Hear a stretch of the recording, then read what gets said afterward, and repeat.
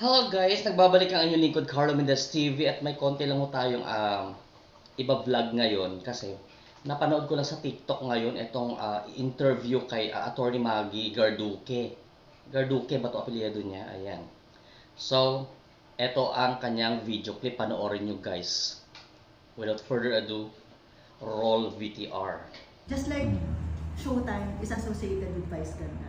So, ibig sabihin po ba noon, kapag umalis na si Vice Ganda dahil associated ang titulong Showtime kay Vice Ganda, i-give up din ng ABS-CBN ang titulong Showtime. Ayun, napanood ninyo. Nabobobo ako sa paliwanag ni attorney. Totoo lang, oo. In fairness sa kay attorney Maggie. Ganito lang yan guys Yung illustration ni illustration ni attorney Maggie. Malayong-malayo kasi sa katotohanan. Oo.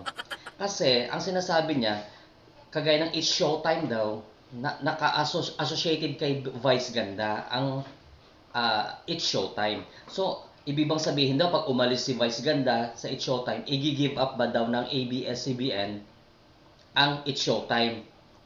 Hello? Bakit i-give up ng ABS-CBN ang It's Showtime? Dahil lang umalis si Vice Ganda. Pwede silang kumuha ng another host na ipapalit kay Vice Ganda if ever na mangyari yun. Una-una, hindi pagmamayari ni Vice Ganda ang It's Showtime. Hindi si Vice Ganda ang creator ng It's Showtime. Hindi si Vice Ganda ang may-ari ng copyright tsaka trademark na It's Showtime. Kaya hindi talaga madadala ni Vice Ganda yung trademark at copyright ng It's Showtime kasi hindi niya pag-aari yon. Pag-aari yon ng ABS-CBN. So ang gagawin ng ABS-CBN kung if ever na umalis si Vice Ganda, kukuha sila ng panibagong host. To justify that situation. Nung nangyari kay Willie Revillame doon sa Wawawi pa, nung umalis si Willie Revillame sa Wawawi, hindi nadala ni Willie Revillame ang pangalan na Wawawi.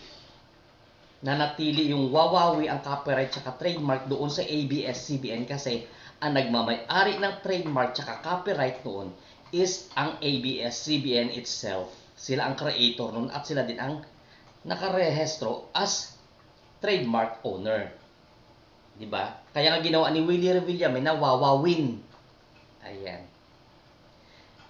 Isa pang paliwanag dyan na malupit. 1979 nag-start ang Itbulaga. Wala pa ang mga halos host doon. This is not according to me. According ito sa sinabi ni Tito Sen. 1979 nag-start ang Itbulaga. Pumasok sa eksena ang mga halos host ang Tape Incorporated. 1981. Yan lang ho tayo mag-base. Diyan na lang tayo mag-base sa 1979 to 1981. Sino ba nauna?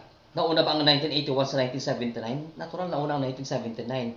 So, from 1979 pa lang, ang creator nun is ang TVJ at sila din ang copyright owner. Ganun na kasimple yun.